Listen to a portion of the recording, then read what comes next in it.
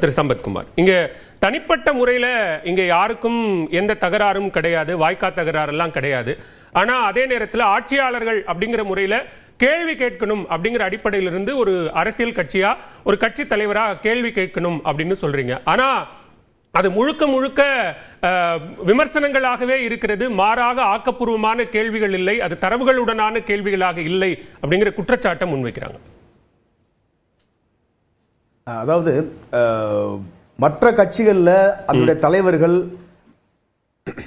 அந்த பொறுப்பாளர்களுக்கு எங்களை மாதிரியான செய்தி தொடர்பாளர்களுக்கு என்ன மாதிரியான ஒரு இன்ஸ்ட்ரக்ஷன் கொடுக்காங்கன்னு தெரியாது. ஆனால் எங்கள் கட்சியை பொறுத்த வரைக்கும் எங்கள் தலைவர் எங்களை மாதிரியான கொள்கை பரப்பு செயலாளர்கள் செய்தி தொடர்பாளர்கிட்ட பேசும் பொழுது அரசியல் எதிரியான திமுக, கொள்கை எதிரியான பாஜகவிலிருந்து எந்த ஒரு கட்சியுமே தனிப்பட்ட அந்த பொறுப்பாளர்கள் மீது நம்ம விமர்சனத்தை முன்வைக்க கூடாதுங்கிற அறிவுரையை எங்களுக்கு சொல்லிக் கொடுத்துக்கிறார்.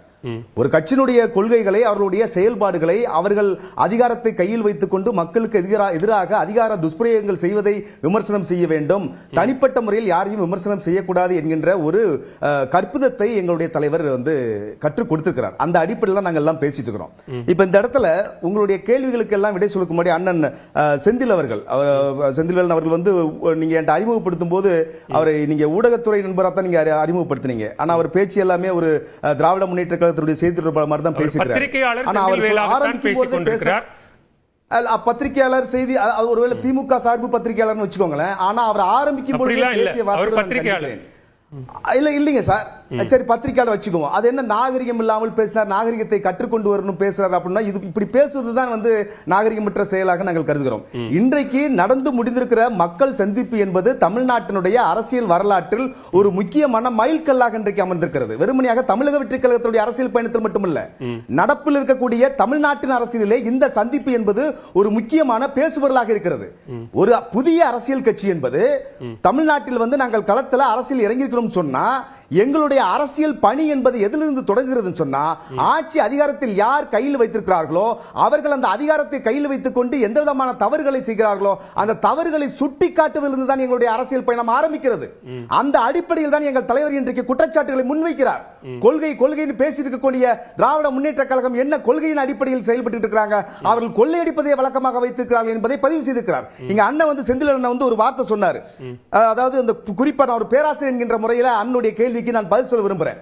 கிராஸ் என்ரோல்மென்ட் ரேஷியோ பத்தி அண்ணனுடைய விட எனக்கு அதிகமாக தெரியும். சரி, தமிழ்நாட்டினுடைய கிராஸ் என்ரோல்மென்ட் ரேஷியோ என்பது இந்தியாவில் இருக்கக்கூடிய ஏனைய மாநிலங்களை விட அதிகம் அப்படிங்கிறது மட்டும் நீங்க சொல்றீங்க. உலகத்தில் இருக்கக்கூடிய பல பணக்கார நாடுகள், வளர்ச்சியடைந்த நாடுகள், G7 இருக்கக்கூடிய மிகப்பெரிய நாடுகளுக்கு இணையான ஒரு வளர்ச்சியை பெற்றிருக்கிறது என்பது எந்த மாற்று கருத்தும் இல்ல. ஆனா எங்கள் தலைவர் முன்மொழிந்த கருத்து என்னங்கிறது முழுமையாக புரிந்து கொள்ளாமல் அரைகுறையாக பேசுகிறாங்க. என்ன சொல்றாரு, நாங்கள் 50% மேல் தமிழ்நாட்டில் கிராஸ் என்ரோல்மென்ட் ரேஷியோ இருப்பது என்பது எங்களுக்கும் தெரியும். ஆனால் எங்கள் தலைவருடைய நோக்கம் என்னன்னு சொன்னா 12ஆம் வகுப்பு பாஸ் ஆன 100% பேர்ல இன்னும் அதிகமாக, இன்னும் 75% அதிகமாக, 80% அதிகமாக, இன்னும் சொல்லப்போனால் 12ஆம் வகுப்பு தேர்ச்சி பெற்ற அத்தனை பேருமே 100% உயர்கல்வியில் சேர வேண்டும் என்பது எங்களுடைய திட்டம். அதனுடைய வெளிப்பாடாகத்தான் இன்றைக்கு எங்கள் தலைவர் ஒரு லைட்டா ஒரு ஜிஆர் கூட விட்டுருங்க திரு சம்பத்குமார். நீங்க பேராசிரியர்ங்கிற முறையில பதில் சொல்லுங்க. நீங்க ஜிஆர்லாம் விட்டுருங்க. பொதுவா ஒரு தமிழ்நாட்டினுடைய கல்வி வளர்ச்சியை, இங்க இருக்கக்கூடிய கல்வி நிலையங்கள், மாணவர்களினுடைய படிப்பு, ஒரு லிட்ரசி ரேட் அப்படிங்கிற அடிப்படையில் கேரளாவை தாண்டி தமிழ்நாட்டினுடைய லிட்ரசி ரேட் என்னவா இருக்கு, இங்க எத்தனை பேர் முதல் தலைமுறை பட்டதாரிகளாக குடும்பத்திலிருந்து பட்டப்படிப்பு படித்தவர்களாக இருக்கிறார்கள் அப்படிங்கிறது ஒரு அடிப்படை டேட்டா இல்லையா? அந்த டேட்டாவிலிருந்து இன்னும் குடும்பத்தில் ஒருத்தர் பட்டப்படிப்பு படிக்கணும் அப்படின்னு சொன்னா இது ஏதோ கல்வியில் பின்தங்கிய மாநிலம்ங்கிற ஒரு தோற்றத்தை ஏற்படுத்தலையா? இல்ல இல்ல நீங்க இல்ல அந்த வார்த்தை தலைவர் பேசிய வார்த்தையில அனைத்து குடும்பங்களுமே உயர்கல்வி பெறக்கூடிய பட்டப்படிப்பு படிப்பை படிக்கக்கூடியவர்கள் முழுமையாக்க வேண்டும் தான் சொல்லிக்கிறார். நீங்க அந்த வார்த்தையை மறுபடியும் பாருங்க. பட்டப்படிப்பு, காலேஜ் டிகிரி, ஹையர் எஜுகேஷன் நாங்க அதிகமா போக்கஸ் பண்ணுங்கிறதா இன்னைக்கு நாங்க சொல்லக்கூடிய வாக்குறுதிகள் லைட்டா சொன்னார். அதாவது ஒரு அரசியல் கட்சிக்கு தேர்தலை சந்திப்பதற்கு முன்பாக அந்த எலெக்ஷன் மேனிஃபெஸ்டோ என்பது மிகப்பெரிய ஆயுதம். அந்த ஆயுதத்தை நாங்கள் தயார் செய்து கொண்டிருக்கிறோம். அதிலிருந்து சில வார்த்தைகள் சொல்லிக்கிறார்.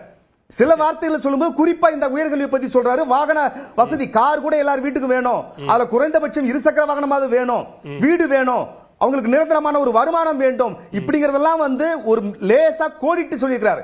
இன்னும் முழுமையாக எங்களுடைய தேர்தல் அறிக்கை வெளிவருகின்ற பொழுது அது தமிழ்நாட்டு அரசியலில் இதுவரை மக்களுக்கு பொய்யான வாக்குறுதிகளை கொடுத்து ஏமாற்றி வாக்குகளை பெற்று ஆட்சியில் அமர்ந்திருப்பவர்களுக்கு அந்த அதிகாரத்தை அசைத்து பார்க்கக்கூடிய அளவிற்கு எங்களுடைய தேர்தல் வாக்குறுதி அமையும். அந்த எலெக்ஷன் மேனிஃபெஸ்டோ நாங்க அப்படித்தான் தயாரிச்சிருக்கோம்.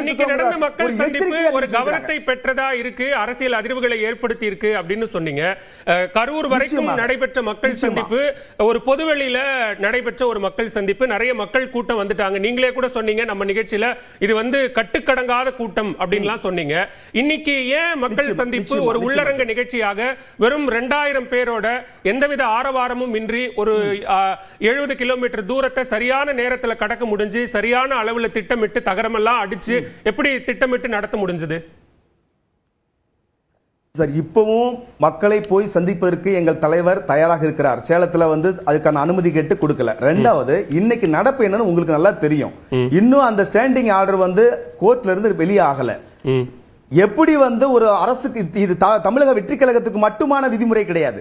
தமிழ்நாட்டில் இந்த கரூர் நெரிசல் சம்பவத்திற்கு பிறகு, கரூர் விபத்திற்கு பிறகு அந்த அரசியல் கட்சிகள் பொதுமக்களை சந்திக்கின்ற பொழுது பின்பற்ற வேண்டிய நடைமுறை குறித்து இன்னும் முழுமையான நீதிமன்ற அந்த உத்தரவு வந்த பிறகு நாம் முழுமையாக மக்களை சந்திப்பதற்கு களத்தில் இறங்க தயாராக இருக்கிறோம். அதுக்கு முன்னாடி அனுமதி கேட்ட என்னோட கேள்வி நீங்க சொல்ற அந்த எஸ்ஓபி தொடர்பானது இல்ல.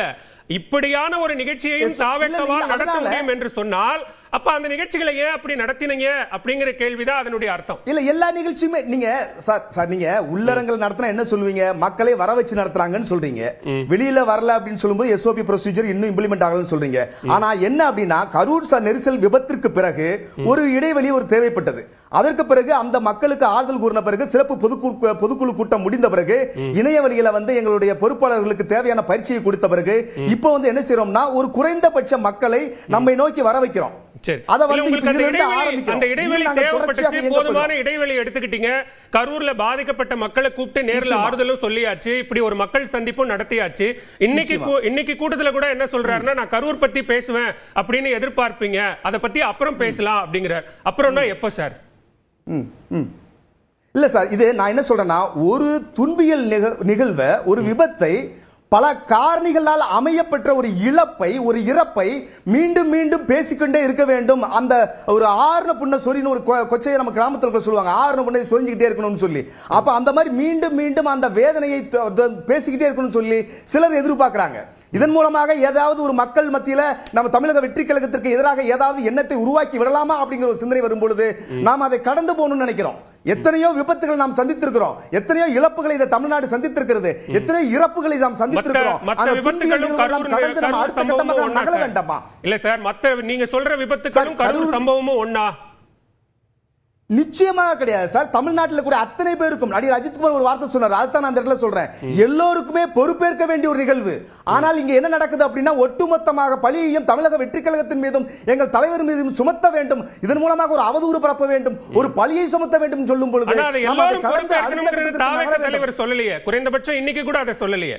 இப்பயும் நீங்க மேற்கோள் காட்டுறது அஜித் தான், தலைவர் இல்ல. நான் என்ன சொல்றேன்னா, மீண்டும் சார் மீண்டும் மீண்டும் அந்த கரூர் நெரிசல் விபத்து குறித்தே பேச வேண்டும். அதை தாண்டி எங்களை சிந்திக்க கூடாது, எங்களை நகரவிடக் கூடாது. இப்படி ஒரு சூழ்ச்சி வலையை பின்னுகின்ற பொழுது நாங்கள் அந்த குடும்பத்திற்கு, அது எங்கள் குடும்பம் பாதிக்கப்பட்டது, எங்கள் கட்சி தலைவரை பார்க்க வந்த எங்கள் கட்சி பொறுப்பாளர்கள், தோழர்கள். அந்த இழப்பு எங்களுடைய இறப்பு வரைக்கும் இருக்கும். தலைவரிலிருந்து கடைக்கோடி தொண்டன் வரைக்கும் எல்லாருக்கும் அந்த இழப்பு எங்கள் குடும்பத்தில் ஏற்பட்ட ஒரு இழப்பு. நாங்கள் அதை மறக்க மாட்டோம். ஆனால் அதே நேரத்தில் நாம் அதற்குள்ளேயே சுற்றி கொண்டிருக்க வேண்டும். அந்த நிகழ்வு குறித்தே நாம் பேச வேண்டும். அதை கடந்த அடுத்த கட்ட அரசியலுக்கு நாம் போகக்கூடாது என்கின்ற ஒரு சூழ்ச்சி வலைக்குள் சிக்க வைப்பதற்கான முயற்சி இன்னைக்கு பல பேர் சொல்லிடுறேன். இல்ல, உங்க இணைப்பிலே சில சிக்கல் இருக்கு, நம்ம சரி பண்ணிட்டு பேசுவோம். முதற்கட்ட வாதமா எடுத்துக்கிறேன். திரு வன்னியரசு, தொடர்ச்சியா எங்க போனாலும் தாவேக்க மீதான விமர்சனங்களை வைக்கிறீங்க, தாவேக்க தொண்டர்கள் குறித்த விமர்சனங்களை வைக்கிறீங்க, எங்களை பார்த்து கொள்கை இல்லையா அப்படின்னு கேட்குறீங்க. கட்சியினுடைய பெயருக்கு கீழே பிறப்புக்கும் எல்லா உயிருக்கும் அப்படின்னு போட்டிருக்கிறோமே, அதை தாண்டி பல விஷயங்கள்ல எங்களுடைய எதிர்ப்பு பதிவு செஞ்சிருக்கிறோமே, எங்களை பார்த்து கொள்கை இல்லையா அப்படின்னு கேட்கிறது சரியா அப்படின்னு கேட்கிறார்.